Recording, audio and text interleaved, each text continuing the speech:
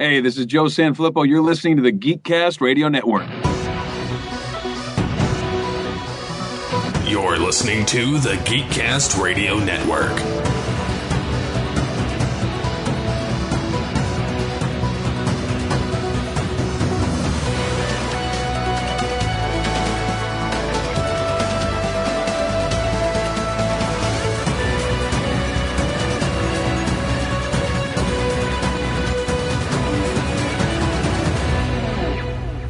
Unleash the geek in you.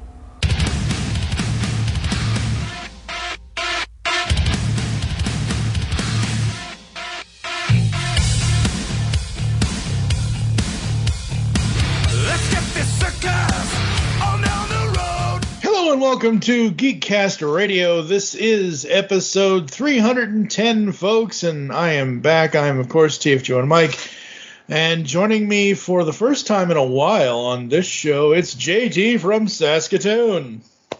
What? This isn't about comic books. What am I doing here? Well, this is about something else that we love. We're probably the only two that actually love it, but it's been about 5 years since we pissed people off. Once upon a Deadpool. Kind of prefer Marvel movies. We are Marvel. Yeah, but you're Marvel licensed by Fox. It's like if the Beatles were produced by Nickelback. It's music, but it sucks. Hey, that's it. I'm done.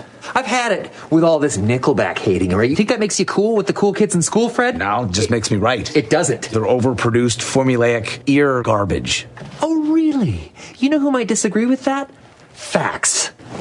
50 million albums worldwide. 11th best-selling musical act of all time. Billboard's most successful rock group of the last decade. 6 Grammy nominations, 12 Juno Awards. Those count. 6 Billboard Music Awards, 2 American Music Awards, 1 People's Choice Award, Canadian, and a partridge in a pear tree.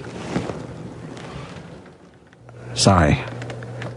I thought we were just having fun. I didn't realize it was you were, you gotta say, you were nicer as a kid. Tired of living like a blind man. Sick aside of a sense of feeling. This is how you remind me.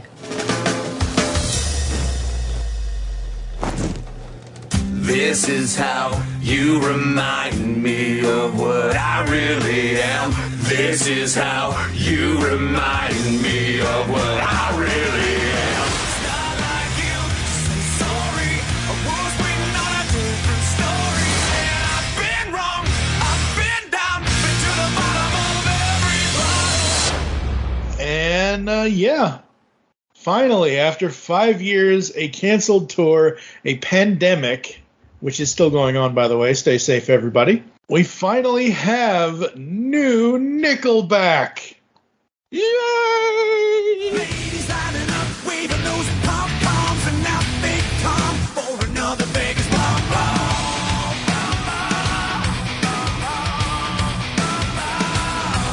bomb.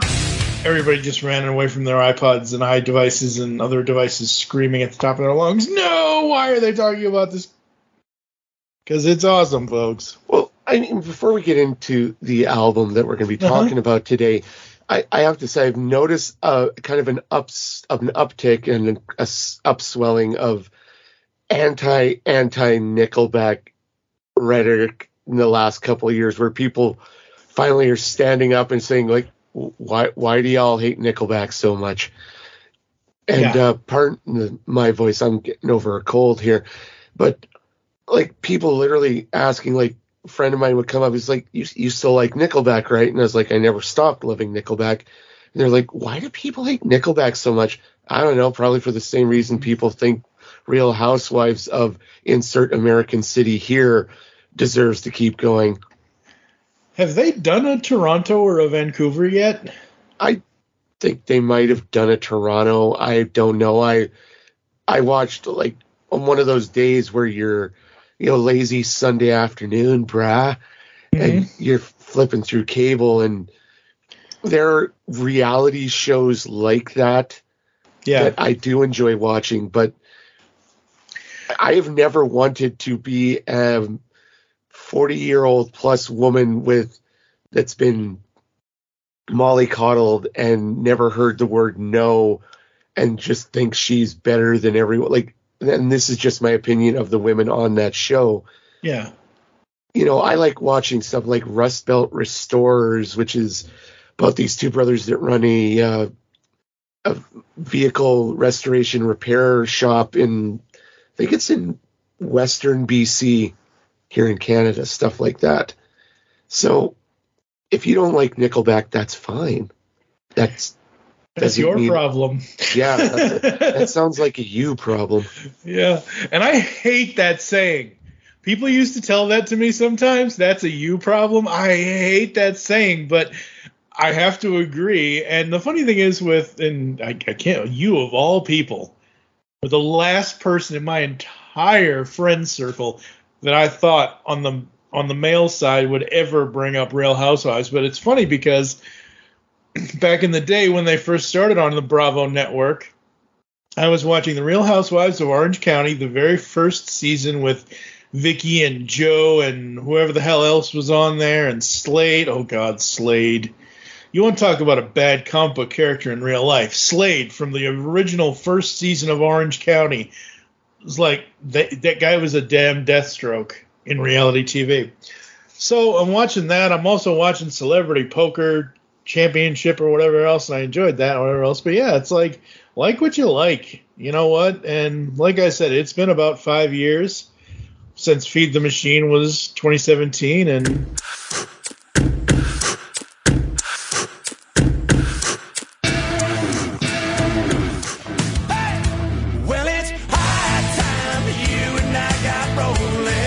and all that, and we are gonna get rolling because that's the new album. What do you think of the album title and the cover? I mean, Get Rollin', it's okay. Like, I don't really have any strong opinions, yay or nay, about the title. It's a title. Mm-hmm. But I love the cover.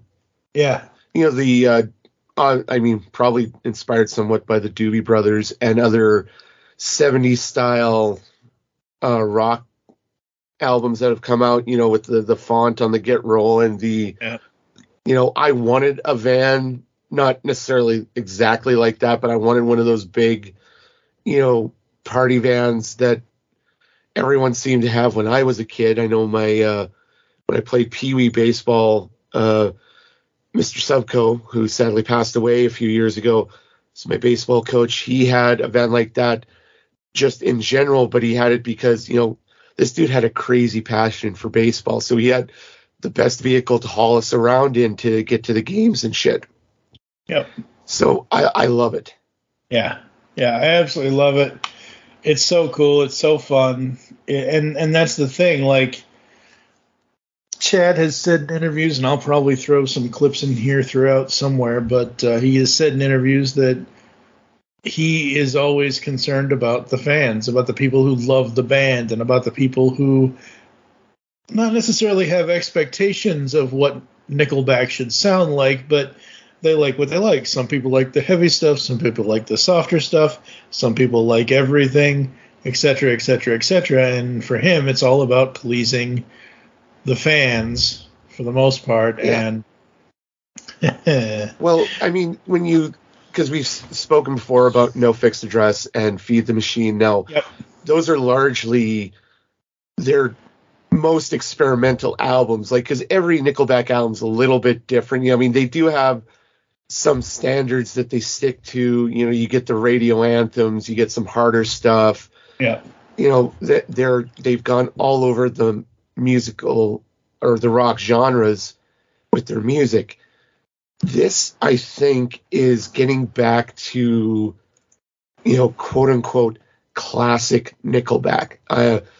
Listening to this, I thought this was the best parts of All the Right Reasons, Dark Horse, Here and Now, which are my three favorite albums.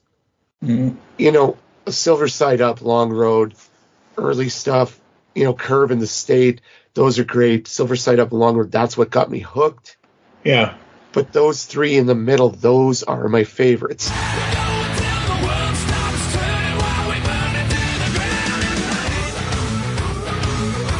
It's it's like when you talk about guys like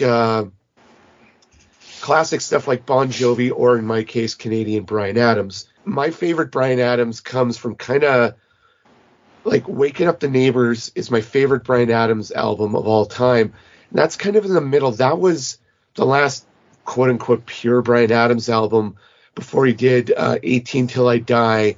And then he get into the more adult contemporary sort of sound that he has many years since. And it's still a great artist, and I've loved a lot of his stuff, but that's my favorite album. Same thing with Bon Jovi. Granted, I'm a little more a fan of early Bon Jovi, but you get stuff like Crush, which, the album that had It's My Life. Mm-hmm. And that was a really strong album, I thought. Not as good as some of his earlier stuff, but again, that marked a shift towards, the more modern sound Bon Jovi's had. This is a shift for Nickelback, but back to their bread and butter, their, quote unquote ham sandwich, the most satisfying Nickelback. Yeah, I mean, they're almost 2026 will be the 30th anniversary, but since Curb. But I mean, they are who they are. And, I found them in 99/2000 with the State, and I was like, ooh, what was this? Because as we all know, and as you and I have talked about in the past on the other three, we've done 3 Nickelback episodes in the entirety of the GCRN network. This will be the 4th, folks. We've done the artist spotlight. We've, like you mentioned, we did the album reviews for No Fixed Address and Feed the Machine, and this will be the next one that we do. But, like, for me, when I found Nickelback, I was in the middle of Higher from Creed. Like, it was which one will win? Which one will have the longevity between Creed and Nickelback? And well, I mean, you bring up Creed. I will never not listen to Higher. Oh, absolutely. Yeah, I'm not bringing them up to shame. No. I'm just saying, like, there are certain songs, like Creed's Higher is on my top 10 all-time favorite songs. Like, that song came into my life at just the right time in just the right way that you could have me dangling over a pit of flesh-eating piranhas with a shotgun to my head and then, like, renounce this song, and I'll be like, just hit the switch. Yeah. Same thing with Nickelback. Like, you speak about where you first heard him. It was probably the summer, I think, 2000, 2001. I'm hanging out with one of my best friends at the time, Curtis Peterson, back home in Yorkton, and he introduces me to, How You Remind Me, and I was like, I dig this song. And then I see the video on, I think it was an Apple Flash-based website on QuickTime or something like that. And I was like, who is this Jesus Christ looking mofo right here? Chad with the beard and the hair and looking like he'd be right up there with, Alice in Chains or Soundgarden.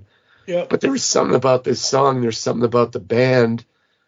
And, here we are 21 years later. Yeah. Yeah, absolutely. I mean, they have said in every interview that I've seen for Get Rollin recently, like, if somebody does bring up the topic of why do people hate Nickelback, and even they say, we don't know, we don't understand it. We are here to have fun. We are here to have a good time. We make fun. I've heard Chad say this, that they make fun of themselves all of the. Look at the Funny or Die video. Look at whatever other spoofs they've done over the years. That Funny or Die video. I'm keeping the costume. Yeah, exactly. And that's like, not that I never thought they weren't funny, but that's the first time it's like, holy shit, Nickelback has a sense of humor. And then you see like their first, like, I follow them on TikTok. You see their first TikTok came out, like, was last year, where there's I forget the name of the band that did this cover of the Wellerman Sea Shanty, but they did a Nickelback version drafting off of Rockstar. Yep. And then you have the band dressed up. There's a Mike dressed as like a longshoreman, and Chad's dressed up as like, Mr. Howell from Gilligan's Island, in that kind of rich man sailor suit, is like, Lovey, uncork the champagne. Yeah. Kind of guy. And you see them, they did a confessional video, came out a couple of months ago, where Chad's walking by one of those Hollywood chairs. Oh, hello. And he just has this serial killer smile on his face. Yep. They have a sense of humor. They've done in promoting San Quentin, which I didn't even realize that music video was here. They did a bunch of TikToks with this TikToker named Call Me Chris. She does the one with the mom and the kid Riley. Ote. Mm-hmm. With the tiny hands. They have fun with their music. And to go back to the Nickelback haters for a moment, people always say, well, all their stuff sounds the same, or it's all stripper anthems. I was like, and a lot of these people that bitch about Nickelback, I know a couple of them personally are hardcore Motley Crue fans. When did Motley Crue never make a stripper anthem? I know, right? So it's the illogic of not liking something. And I certainly fell into the illogic of not liking something, like Twilight. Yeah. And my favorite meme, one of my favorite memes is, screw Bella and Edward, I want to love like Jack and Sally from Nightmare, something like that. Yeah. So yeah, like the hate, have fun. Nickelback settled into a Nickelback sound. It's, Def Leppard had their own sound, Kiss had their own sound, Motley Crue had their own sound, and they have certain standard songs that they will have a couple of times on each album. Even if they're trying something new, they'll have some that sounds like Kiss will have a ballad that'll sound like Forever, or they'll have a straight out banger anthem like Rock and Roll All Night. Yeah. So yeah, I mean, it's all about the variety, and it's all about yes, you do have your standards. And it's funny because I was trying to think of, and I didn't put anything off of Dark Horse or Here and Now, but there are tracks on there. But I did, the queue in Spotify, like, I'm going to add to queue, add to queue, add to queue. So I'd have certain songs played next instead of just going through my shuffles. And I did this where I was like, okay, 6 tracks from Nickelback in chronological order. Leader of Men, How You Remind Me, Someday, Photograph, and Those Days. And we'll talk about Those Days in a few moments, but like, I put that out there because I'm like, okay, these are their hits that kind of, but not really sound similar. And even the interview that I watched and got audio from, Ryan even said, the guy asked him, Photograph in Those Days, they kind of sound like, the opposite sides of the same coin of each other. They kind of sound like, a little bit of whatever. And yeah, I don't understand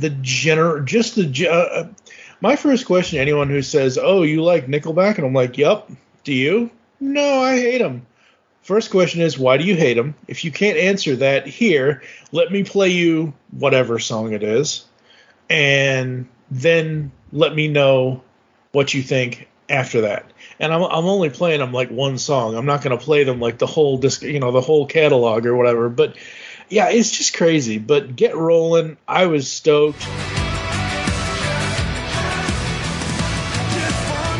You talk about their comedy side, their this side, their that side, and how they promote things. Oh my God. I'm not a TikTok. I can't do TikTok. I'm too old. I'm too damn old for TikTok. No. And I don't like vertical video. I've spent, and I say this in every episode of every podcast I've done in the last year or so, I've spent my entire life aiming towards having a full widescreen monitor for my computer. I have a 32-inch Samsung widescreen monitor now, and it does not tilt, so I don't do this vertical video stuff. But they released that teaser for San Quentin, and it did what they wanted it to do. It got people's attention. Oh my God, Nickelback is going hard. Yeah, and Mike Kruger has talked about how he wants to do a hard album. Yeah. Now, as talk about like I love TikTok. I mean, it's made for cell phones. So if you don't want to use it on your phone, like that's great. I've tried on a monitor, and it doesn't bother me, like vertical videos like that, whatever. But yeah, no, I remember seeing that teaser. I remember you sharing the like Facebook. As soon as I saw it, I was like, dude, it's time to get back to work. Yeah, clickety, clickety, clickety, Yep. clickety. And, but yeah, that's and then, I spoke about them doing TikToks with Call Me Chris. Like, they have this one where Chad walks into a meeting, it's the band, and Chris's character, Chad, like, my name's Chad. And he's like, you'll never out Chad the Chad. He puts on like these razor, Bret Hart looking glasses and walks out like a boss. There's a couple other like that. You see Chris in the video. Now, yeah, San Quentin, the first music video off this album. I love looking at the, if you go on the wiki and you click on the link, because some songs have that expanded blurb. Yep. The song came out of Chad's friendship with Guy Fieri, because he was at his birthday party years ago, according to the wiki, and he ran into this young dude who's the warden of San Quentin Prison, which is an infamous prison in America. Yep. Because I'm from Canada. Yes. And he talks about how he got and I've read over the years how Chad is, and some of the other bands, like where he gets the notes, he writes down a riff, he puts a line of lyrics in his phone, and he says, we're talking to this guy, he came up with, can somebody please keep me the hell out of San Quentin? Yep. Now, I love the video. It's shot at Simon Fraser University in British Columbia, up here in Canada. Yep. Where they just put a standard call. It's like, hey, Nickelback's going to be shooting here. It's largely a quote-unquote concert video. There's no theme to it. It's just the band on this raised 360-degree platform rocking out with it's a hard song. It's not necessarily a harder album. No, it's not a harder album, but I think so. And we talked about this 5 years ago, but I think Feed the Machine is leaning heavy, but it also has its Nickelback soft standards. But it was leaning heavy, and then 5 years go by, and there's no I can't tell. As much as I am a Nickelback fan, I am not listening to Nickelback songs every day of my life. They I have this, and I talk about this playlist all the time. I have this playlist on Spotify. I've had it. I originally created it back in 2006 on iTunes when I was on iTunes. It's called Library Faves, and it's in alphabetical order by artist. Every song that I've loved for my entire life. As long as I've loved the song, it's in that list. Sometimes songs go out of the list and whatever else, but... Ooh. Technical difficulties. Let's move on, shall we? This is how you remind me.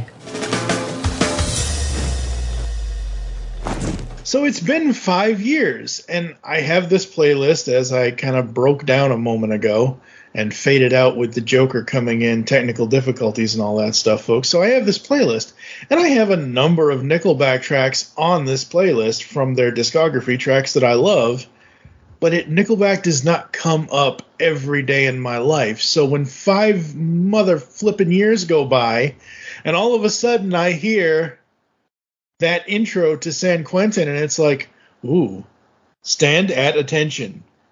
Follow everything. Figure it out. What's going on here? Yeah, the boys are back in town. Pretty much, yeah. And next year, they're going to be all over the U.S. and the Canadas and the whatevers and all that stuff to promote the album. And you say the Canadas as if we needed more than one, Mike. Yeah, I mean, you move on. If we move down the track list, I mean, the beginning of Skinny Little Missy, the overall, the flavor of the song, the sound of it is very similar, reminiscent of She Keeps Me Up, which is something else in the last few weeks. There's been, people going back and rediscovering a bunch of like older Nickelback songs. Everyone's like, oh my God, Nickelback's awesome. And there's me and Mike sitting into the side, having a cold drink. We're like, yeah, we knew this the whole time. What took you? Yeah. Exactly. But it sounded like, You Keep Me Up, which is a little a little unknown from the previous albums. Yep. But it's got this great 70s bass line to it. Very much enjoyed that. Those Days, this is possibly the second or third song from Nickelback's catalog that has affected me the most personally. Oh, absolutely. This afternoon now is, I should say, first of all, Those Days, this is them a little bit. I think they're inspired by stuff like, say, Stranger Days, because Things, yeah. So yes, sorry, thank you, Stranger Things, because of the whole 80s nostalgia inherent in that show, and it's a great show. I highly recommend it. Catch up before season 5 drops next year. But this song, it's talking about, when the streetlights came on, we all had to be home. Remember watching Nightmare on Elm Street, couldn't watch it alone. This sent me screaming back in time 20 years. This took me back to the days before I left Yorkton, moved to Saskatoon. I'm hanging out at my friend Curtis's apartment with, just going to rattle off some names here, Terry, Meg, Anita, Adrian, Donald, Johnny Harbella, Mark, Aaron, Ben, Dave. Like, this was literally some of the happiest memories in my life. And every time I've heard this song since it came out, since the album's come out,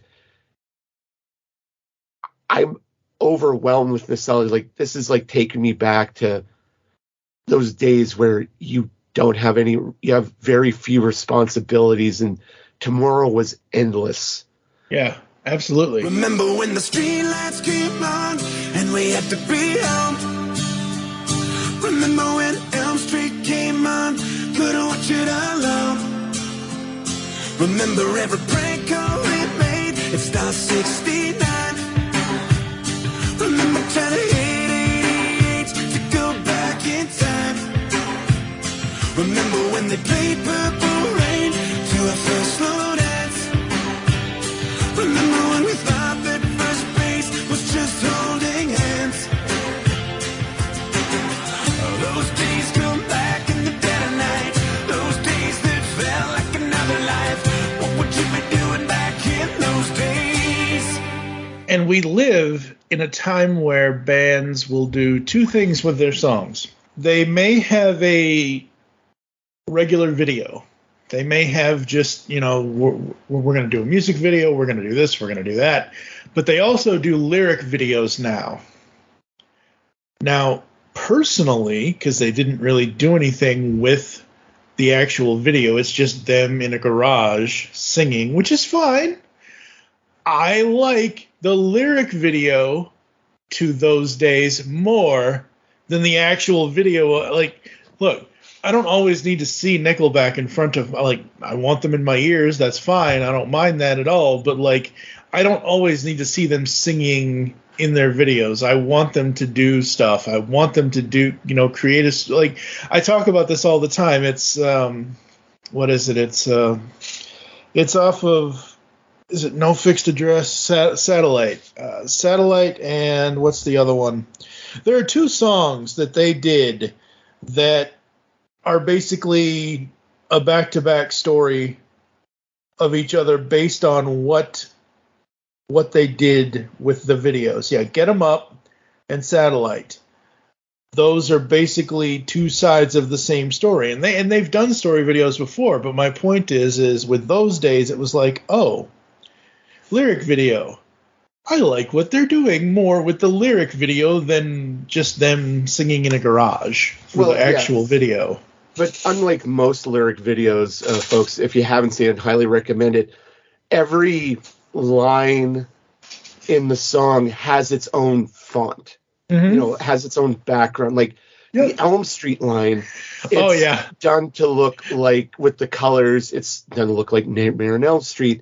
There's, remember trying to hit 88 to go back in time. They have it in the Back to the Future style. Yep. The thing, and it didn't really click right away for me because there's the two most notable ones is where they talk about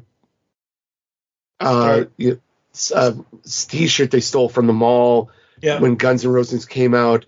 The art there is like, Motorhead, Guns N' Roses, Def Leppard. There's a couple of shots, I think it's one of the times, because they repeat the lyrics, so everyone we know in those days and everyone got to fall in love with every movie made for us, is Top Gun.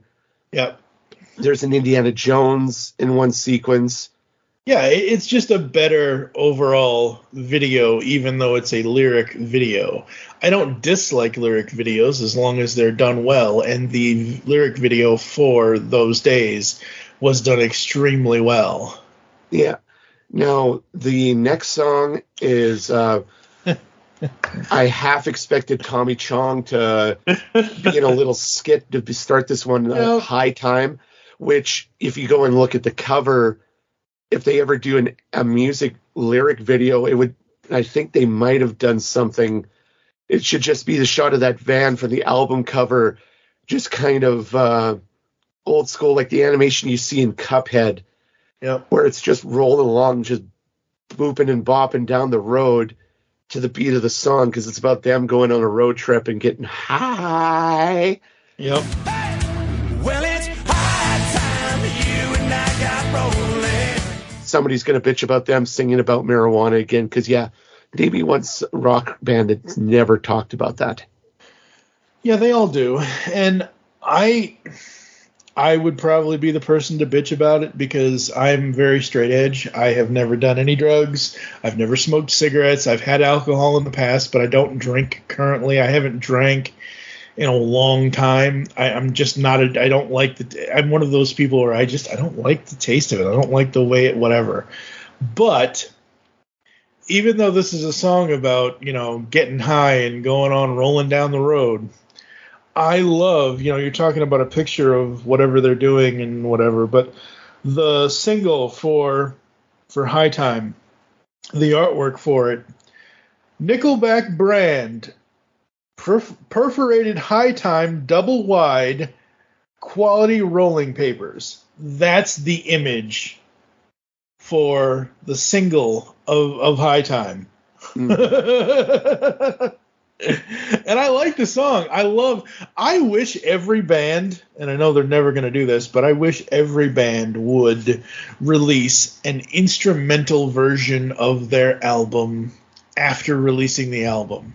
Like I said, that beginning riff with San Quentin, the backbone of High Time, the backbeat, the undergroove that this song has. It's like you said, it's basically like, let's just chill kind of thing. It's so cool, and I would love to have that minus the singing. Yeah. I mean, that would be... I feel the same way about those days. Like, I just want the music track from that. Yep. And then, ladies and gentlemen, we get hit with a Vegas bomb. So they got smoking weed and drinking back to back. Ladies lining up, waving those pom-poms, and now they come for another Vegas bomb. And I don't have a problem with it. It is what it is. But I forgot what the Vegas bomb was. So I went online and I did some research, and I know everyone listening to the sound of my voice already knows this. I know you know this because you used to work in a packing store. But the Vegas bomb is a cocktail made from a royal flush shot and an energy drink, usually Red Bull. Like other bomb cocktails such as Sake Bomb, the drink is served as a single shot and a glass of energy drink along with it. The drinker drops the shot into the glass and drinks the whole damn thing. And obviously, they slam it back. Okay, well, like a Boilermaker, you drop a shot of whiskey into beer. But yeah, no, this is the hardest song on the album, I would say. Yeah, but it's also got that kind of party.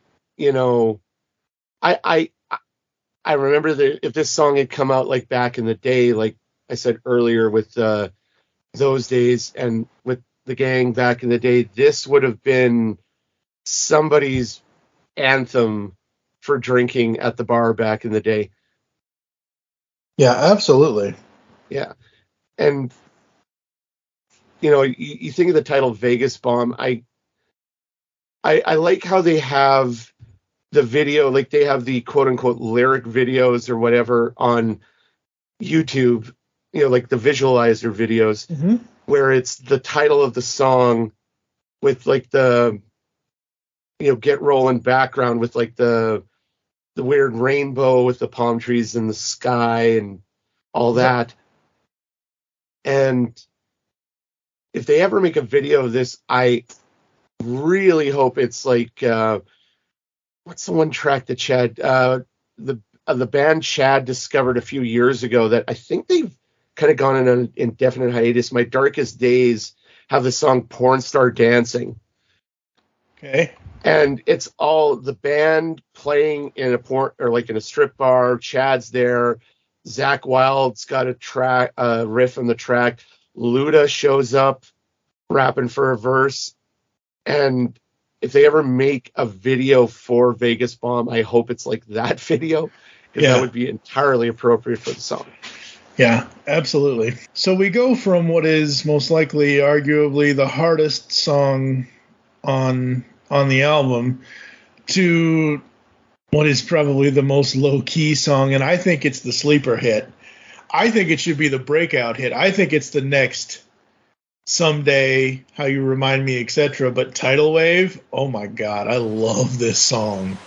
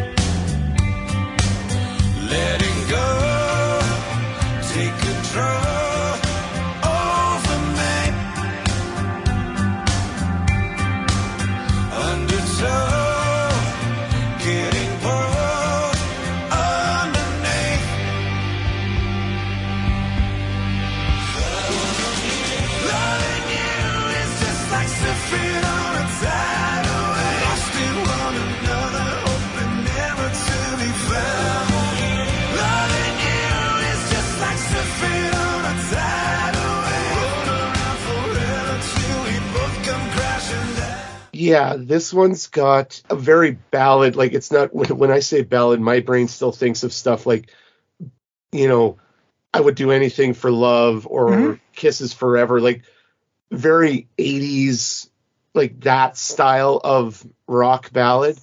Yeah. But this has that quality as well. And I agree with you. This I think is going to be the sleeper hit. This is like if today was your last day. Yeah, you know, it's got that kind of quality where there is more here. Like it's like an onion. You unpack a little bit more every time you listen to the song. You peel off another layer. And I know it sounds like we are just absolutely just worshiping these guys sometimes, folks, but it's going to get a little rough because we may be doing that, but the back half of the album isn't. It's not that it's bad, but it doesn't. And maybe over time, my opinion will change. But I think the back half of the album, as we're getting into it here, isn't necessarily as strong as the first. But I only say that because the first half of the album, this is all going to be the radio hits. This is going to be the YouTube hits. This is going to be the songs that everyone's going to be talking about as we go forward. Yeah, absolutely. And I will say there are if Tidal Wave at track 6 is, and I wish they would have put 12. I know You know what? I need to know if there's an interview out there where somebody, and hopefully one of these days we can ask them, somebody asks Chad, Ryan, Mike, Daniel, whomever from the band, why is it always 11 tracks? No one ever asks them that. I don't think it's like somebody may have asked them that years ago and they may have said some answer, but I still want to know, like, why are you ending on an odd number? Maybe it's because of old cassette whatevers, because that's kind of how cassettes used to be and whatever else. But so let's just say Tidal Wave is the half point. It's the first half of the album. On the back half, and we're going to go through all these, but I'm reading these off just to say what I'm going to say. Does Heaven Even Know You're Missing, Steel, Steel Rusts, Horizon, Standing in the Dark, and Just One More. Out of these tracks, I only like 3 of them. Yeah, and I'm just looking here when you're talking about the number of tracks. They've kind of stuck to 10 or 11. Like Silver Side Up had 10. That might just be, it's like, because Mike and I are both fans of Ninja Turtles, and I think to some extent Power Rangers more so on my part. And I'm a huge Power Rangers fan. Yeah, but when you look at how the shows have been done, specifically Power Rangers on Nickelodeon, and just a lot of Nickelodeon shows in general, they're locked into a 20-episode season. Right. And it used to be that even sitcoms, like a majority of the kids' sitcom shows that Nickelodeon has put out in its long history, they've usually stuck to like 22 episodes, like traditional TV.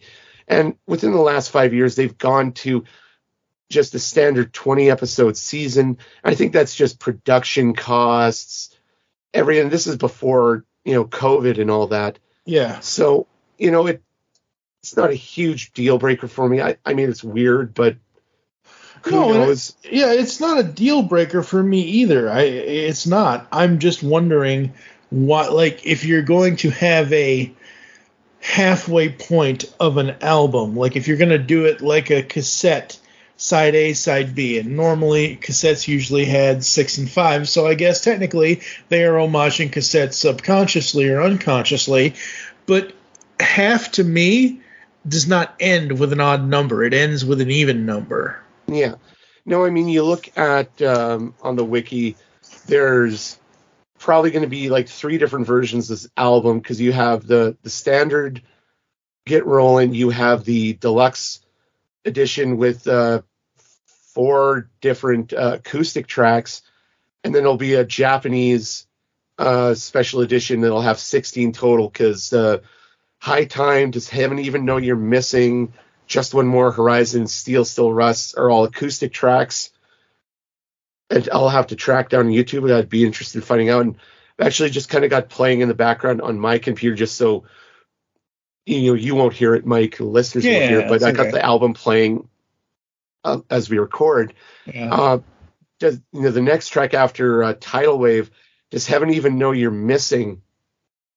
This is the I'd Come For You. Yep. Like, which is one of my favorite tracks off of Dark Horse. This is, as much as we were just talking about Tidal Wave, this I think is going to end up being the ballad of this album.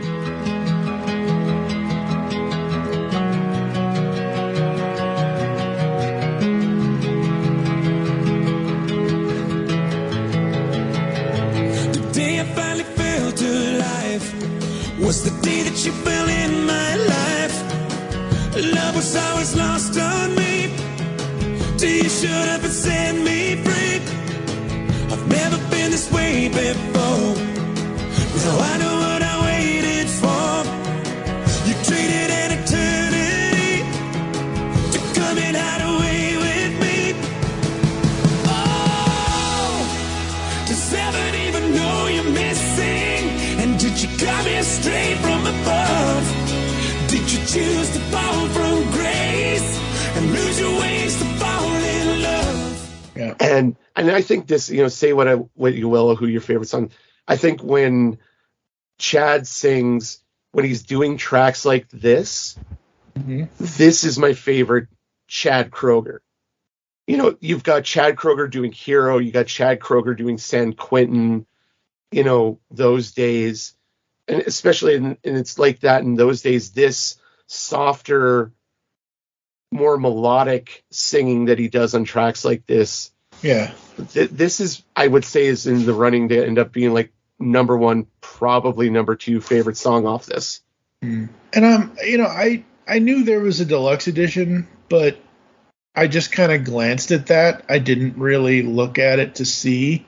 And I'm looking at it now, and I'm like, how can you do an acoustic version of Does Heaven Even Know You're Missing? Because it feels like it's not the original song at track number 7 is not acoustic, but it doesn't have like you compare that to Steel Rusts or San Quentin or Vegas Bomb. Does Heaven Even Know You're Missing is basically the sort of like How You Remind Me of This or something similar to that, maybe someday. Yeah. Well, it's very stripped down already on the album. Yeah, so how can you do an acoustic version of it? Most time acoustic versions are no electric instruments, so you'll hear, like just the standard guitar, and it's similar to an a cappella version of a song in that it's stripped down, it's very natural. They're not singing to the rafters. It's more intimate like that. And like I said, I definitely want to check those tracks out. Steel Still Rust, it's and as I got it playing in the background here, it has a slightly harder edge to it. There's a little more, emphasis in the music. It's a little bit harder, but it's still very ballad-esque. It's not that it's a bad song. It's just, maybe I've only listened to the album about 2 or 3 times since I got it. Yeah. As I'm playing it here. So, I think this is another one, like I said, most of the back half of the album, I do believe will improve in time. But this is, I'm trying to remember what the track was. What's the one out video where it's the dad looking after his kid after the mom dies? Oh, you're talking about Travis Tritt's. It's the Nickelback song. Lullaby. That's it. It has that kind of quality for me as well. And I love, like I said, there are only 3 tracks out of the last half that I absolutely love, and Steel Still Rusts is one of the ones that I love. I think it's really good. I think it's really cool. I almost want to make so really quickly, I don't know why this happened, and they have not fixed it yet. Every music service except one has the correct versions of 2 of the songs that have curse words in them. Except Spotify. Yeah, Spotify can go die in a ditch for all. All right, Mr. Apple. I'm just saying I refuse to pay the monthly thing. And this is just me, folks. If you enjoy using Spotify, I've got a lot of friends that use Spotify. They pay for the monthly. I refuse to pay that much money just to play a track that I want to listen to, because there have been so many times that I've gone to use Spotify that, like, I've removed it from my PC, I've removed it from my phone.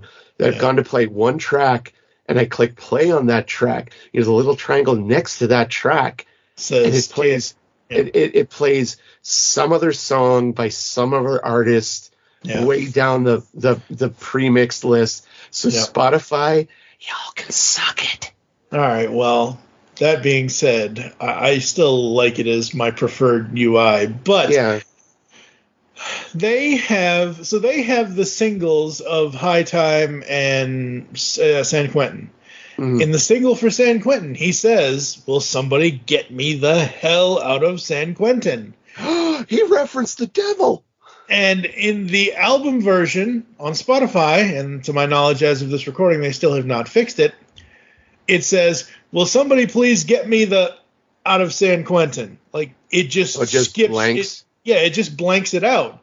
And I'm like, You motherfuckers, you done screw. Because I've listened to the track on every other, like I've had friends say to me, I've asked people that use Apple Music or use Google Play Music or use Tidal or whatever the hell.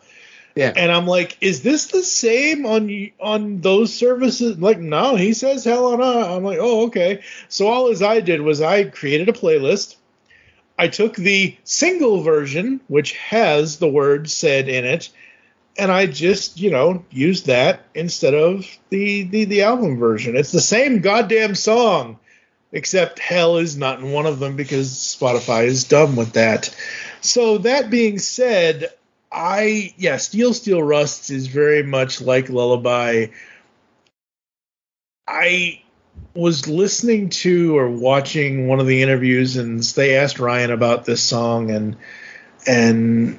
I don't know why Chad wasn't there, because Chad was the main writer on Steel Rust, but Ryan said, he basically was thinking of like Superman and that kind of thing and whatever, and eventually metal and whatever will rust, and you can't always be a superhero. The song is about vulnerability, essentially.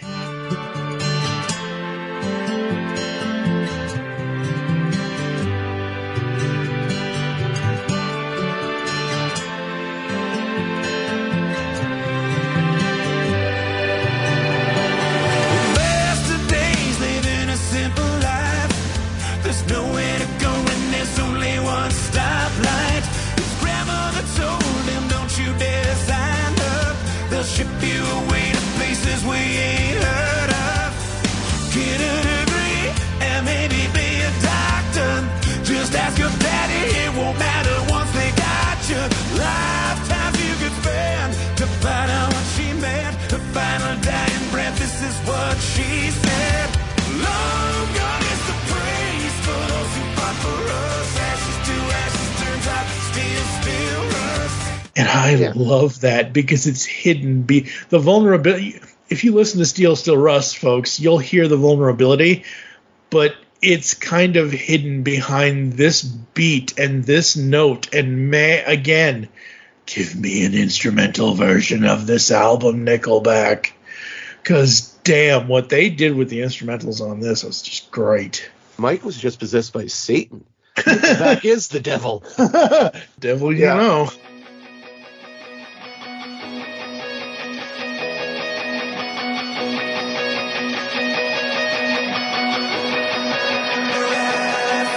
I wish that when you walked in I could act. I wish that when we touched there wasn't lightning. You say you wish our hearts had better timing, but something always keeps us from colliding. 'Cause one of us is always talking to somebody else, well, one of us is hoping that nobody can tell, and the both of us are getting good at fooling ourselves, waiting on the other one to figure it out.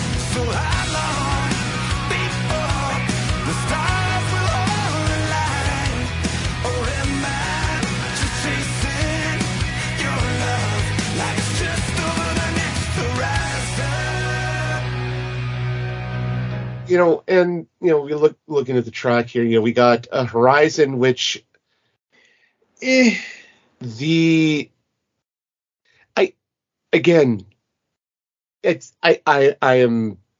only been awake for 3 hours at this point we're recording, folks, so the diesel engine hasn't quite warmed up yet. It's okay. It's not meh, it's okay. Yeah. It's got that very ballad, and we keep laying in. I gotta read more words and get more words to tell words.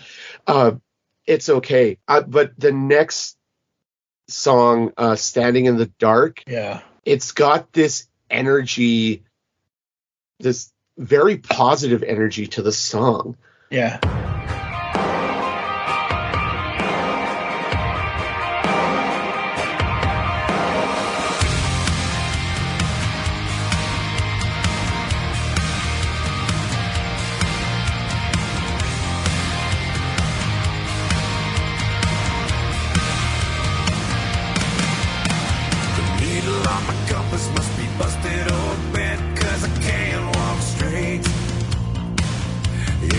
feeling kind of beaten like the rusted out hinges on the backyard gate. Well, everybody lies too much, hoping they can find true love. 'Cause hell is what we all go through to try and find an angel like you. Whoa. Thank God you found me, because I'm broken and handing you my heart. When the night is surrounding, need your light around me, or else I'm just standing in the dark. When the night is surrounding, need your light around me, or else I'm just standing in the dark. And this is going to go on my Get Pumped list, which isn't like an exercise track list. This is just a list of songs I listen to when I'm in a mood, which has happened a lot the last couple of years. Yep, and I have a similar song list for like that. What I've called it, and I've had this since I don't remember when I created it, but I've had it for a couple of years now. I call it, and I blame, you'll love this, I think. You remember Ben Affleck in Paycheck? Yeah. Remember at the end of the movie when the watch flashes, go, go, go? Yeah. Yeah. I have my playlist called the Go, Go, Go playlist, and it is nothing but heavy tracks, energizing tracks that are going to make you get up and go and get stuff done. Yeah, see, when you said it was Go, Go, Go, I thought it was going to be nothing but the Inspector Gadget theme song on repeat. No. No Go, Go Gadget. That actually is too soft compared to some of the stuff that's on this playlist. But anyway. Yeah. But when you think about it, also one of the cartoon theme songs from our youth that slaps the most. Mm-hmm. Yeah. And it, I'm going to have to look at, because I haven't looked into what they're trying to say with a lot of the songs. Mm-hmm. I mean, Standing in the Dark is great, and then we get into the final song on the standard North American release. Yep. Because I'm not going to pay the money to import the Japanese version. No. And it's not worth it. Like I said, unless you really, really want it and it becomes available at a decent price, or even the regular deluxe edition tracks, like where we end up with another odd number and Mike will sit there and fume and fret. Everything must be even.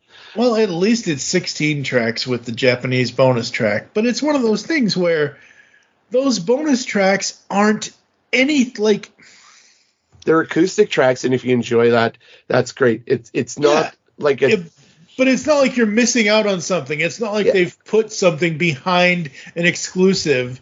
Yeah. Where some bands will do that. Well, they'll be like, oh, well, if you want this, you have to get it on iTunes, or you have to do this, or you have to do that, or you have to illegally go check out LimeWire or whatever. Wow. When's the last time you heard LimeWire, folks? Hey, man. 2003 was a rough friggin' year. As soon as I heard Learn the Hard Way in Daredevil, I was like, motherfucker.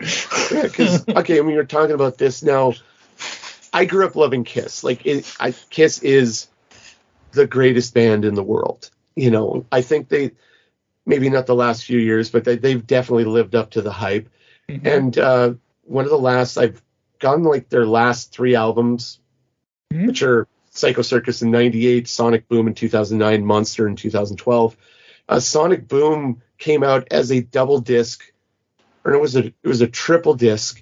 Because you have the Sonic Boom album, you have a greatest hits package, and then there's a Live from Buenos Aires disc. So I'm sure they'll come out with the expanded Get Rolling with the acoustics, and I might pick that up. Because right now I just have the digital version. I don't have the physical copy. Yeah. Just one more, which is the final track.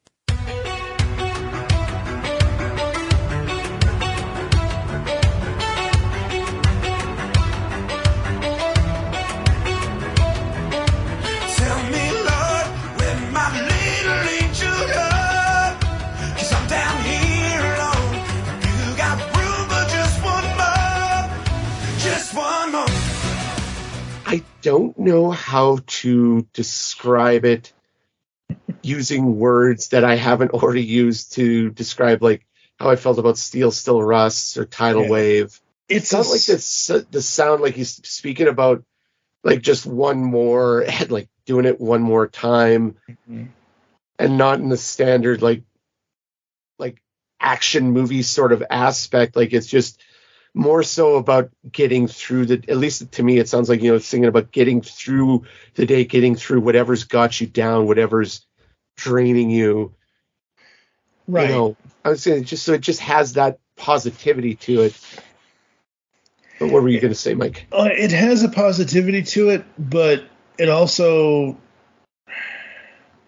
I'm looking at the lyrics, and again, you've only recently been we've been living with this album since November 18th, but I've breathed, no pun intended, this album since it came out. I have been listening to, this is what I'm talking about, what I mentioned earlier. Nickelback normally isn't in my everyday, but when a new Nickelback album comes out for about a month and a half to 3 months, I am all about that album, figuring out what they're doing and what songs on the new album that I love. And I'm also watching, at least at the time of the recording, every interview I can get my hands on to see what they say about the tracks. So I know from the horse's mouth what it's about without having to look, everyone's going to infer things from the songs. My point in saying all this is to say that they asked Chad about Just One More. I think it was some guy, I forget, I'll probably embed the video, but it was like some guy going through it was that Ryan interview I talked about where they went through every track on the album. It was Ryan and some radio host or something or other. And when they got to Just One More, he was asking about it, and Ryan said something about how it was a personal thing where somebody was pregnant, but they lost the baby or something like that, one of Chad's friends. Or it's based on a personal story, just like Lullaby is, just like everything else sometimes is that they've done. But yeah, I mean, just looking at the lyrics to this, obviously it starts off with, "Tell me, Lord, where did my little angel go? Because I'm down here alone. If you've got room for just one more, just one more." And then the first, "All the stars are burning out on me. There's a hotel in the clouds. The sign says no vacancy. From the top of my lungs, I start to scream from the bottom of my heart. Why aren't you still here with me? Oh, So my thinking is it's loss. This is not a happy. It's not a happy song. It kind of sounds like it could be the way the beat is and the way Chad's voice is, but what he's singing about is basically, loss. life-changing loss and life-changing heartache and heartbreak. And when I first saw the track list, I was like, oh, Just One More. So they're going to, it's that thing where, and I know you and everyone else will get this, how Nostalgia Critic used to say, oh, we're going to do the top 11 because we want to go just, be, whatever it is. I like to go beyond. Yeah. So my thinking was, oh, they're going to give us this ending party song off this album. And then I listened to it. I'm like, oh, no. This is not. And it's so weird when you listen to an album cover to cover and you have it on repeat and the last song goes into the front. It's so weird hearing the final moments of Just One More going into that opening riff of San Quentin. It's so jarring.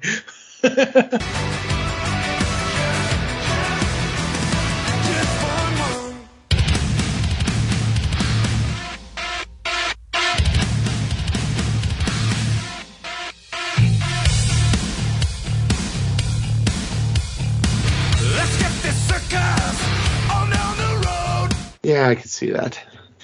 But these are guys, these are people, this is a band that puts that thing, that, to steal Steve's line, just one more thing in here. They're not just about the skinny little missies or the sex, sex, or figured you out, or they're not just they are about that, but they are also about like we've already talked about Those Days and Tidal Wave. With Those Days, it's a nostalgia trip. With Tidal Wave, it's a love song. With Steel Still Rusts, it's talking about vulnerability. Nickelback isn't just what people think they are. They are more than, yeah. And to bring it all the way back to what we were talking about at the start of this show, folks, about the hate is I remember a few years ago, I was working at a different place than I am now, and everyone's like giving me the business about liking Nickelback, and I would ask them, why don't you like Nickelback? And very rarely I would get an answer other than they suck. And the answer that I would usually get is, well, all their songs sound the same. And I was like, even if I wasn't a Nickelback's a fan, I would hear that answer as like, are you, pardon my French, but are you fucking mental? Yeah, exactly. Like, every song's different. Now, they have some songs sound the same, as we've even talked on this album, in amongst themselves, and also compared to the catalog. But not every song is the same. They have a sound. They do one or two stripper anthems on every album, which I'm not against personally. Yeah. And which isn't to say that it's going to only be played in the strip club, folks. It's just, it's got that very factory-made dad rock, or what we would associate with 80s, rock quality. It's just, again, you don't like Nickelback, and we'll have that conversation. I wouldn't go as far as Mike would and like whip out an MP3 player. It's like, okay, I'm going to learn you right now. You're going to listen. You're going to love it. Okay, but no, it's not that. I'm teasing. Yeah. It's more about like I said earlier, about somebody telling me I hate, that they hate Nickelback, and I'll be like, okay, have you ever listened to them? No, but I just hate them. And I'm like, okay, well, let me whip out whatever one song it's going to be. Like, right now, I want to, and I'm going to do this. I'm going to take the lyrics to Tidal Wave. I'm going to post them on Facebook. I'm not going to tell people who sings the song. But I'm just going to say, here are the lyrics to this new awesome song that I've been listening to. Who do you think made this song? If you know, you know. But if you don't, who do you think this is a song from? Which band do you think it's from? Because seriously, Tidal Wave is so... It is Nickelback, but it isn't Nickelback because of how the lyrics are, because of how the instrumentals are on it. It's not your standard. There are no Nickelback. Yeah, okay, yeah, technically there are Nickelback standards, like we've already said, How You Remind Me and blah, blah, blah, and all that. But, like, this is not something like, when Vegas Bomb hit, I was like, okay, yep, Vegas Bomb, got it, absolutely. It's just like Burn It to the... It's not just like, but it's similar to Burn It to the Ground. And is it Vegas Bomb that does it? Yeah, Vegas Bomb, one of these songs, I think it's Vegas Bomb, on this album references Burn It to the Ground, where they say something like, we're just going to, burn it to the ground kind of thing. Like, they reference their own damn song from years ago. Mm-hmm. Like, but it's just one of those things where, you go from that to Tidal Wave and you're thinking, what band is this? Who is singing? It's kind of like how I don't like this, but when you mentioned earlier about you mentioned Hero, and it made me think of the other one that Chad did, which was Why Don't You and I with Santana. And there was another... No, wait, it's Hero, isn't it? Which was the song that they got the idiot from The Calling to... All right, folks, TFG1Mike here, and I meant to say Why Don't You and I, not Hero. So I cut that section out of the podcast, and I am correcting myself. It was Why Don't You and I, featuring Santana with Chad Kroeger from Nickelback, and then they got an alternate version done up with Alex Band from The Calling. Now, back to the rest. Doing it. And I'm like, wait, what? And the whole point of me saying all of this is to say that Tidal Wave, it is, and it more so isn't a Nickelback song. It's going to be that song that people gravitate towards, I hope, because they don't think of it as the normal Nickelback that we always get. The Nickelback that's in the limelight. The Nickelback that's in the spotlight all the time. Mm-hmm. All right. Anything else we want to say about Get Rollin? If you like Nickelback, buy this album now. Absolutely. All right. 0 to 5 scale. What would you give it? I give it an 11. No, it's a solid 5. It's, like I said, I think it's going to be one of their best albums, or at least, I don't know, that's wrong. It's not that it won't be a great album. It's going to be one of my favorite albums, I should say. Mm-hmm. And if you enjoy Nickelback, like I said, buy it, listen to it on Spotify, YouTube, whatever service you plan on using, and just enjoy it, folks. This is a lazy Sunday afternoon kind of kind of album to listen to. Mm-hmm. Put it on the background as you're cleaning up around the house, doing something, or just sitting back and enjoying a cup of coffee. Like, go hard. Yep, absolutely. And I am so going to make another playlist for this album, because I am probably going to take out Does Heaven Even Know You're Missing and Horizon, just to see what it would sound like to go from Vegas Bomb, Tidal Wave, Steel Still Rust, Standing in the Dark, and then just one more. Yeah. I think that's going to be cool. It doesn't matter what we do, as long as I can be with you. So come and run away with me. You're gonna love and wait and see. Forever we can live like that, 'cause I'm never gonna give you back. Oh. All right, what do you got going on, sir? Well, I've been off the mic for a while between Comic Connoisseurs with Ben and Sunday Funnies over on Twig with Mike Ashquey, no longer Dodd. So I've been doing that. You can catch me on the socials, JT from Saskatoon, all one word. And if I get off my ass, I might finally start my own movie review podcast next year. Just pick a random movie, get somebody to watch it, and then we'll sit down and talk. And like some of my favorite movie review podcasts, like Junk Food Cinema and Cult 45, I've wanted to do that for a while now. And I think finally, at my advanced age of 42 years, it's time to get shit or get off the pot. So we'll see what happens next year. You only have 1 year to be the answer to everything. You know that, right? Oh, I've always been the answer to everything, Mike. You just don't know. Ow, my heart. Oh, what? No. All right, folks. Like he said, check out Nickelback. Get rolling onto this album. I feel like I said before, where I like the album. I really do. For me, though, I'm probably going to give it a 4 out of 5, only because I like Does Heaven Even Know You're Missing, but it just doesn't. That song, man, it's a great song, but they've said that was a song that Chad has been holding on to for 15 years. Maybe you should have found a different album for it. I don't think it works with where it is on this album, and then Horizon is just not my jam. So I am gonna work on that playlist. And for Geekcast Radio, this is not going to be the last episode of 2022. This is going to be the second to last episode, most likely, I think.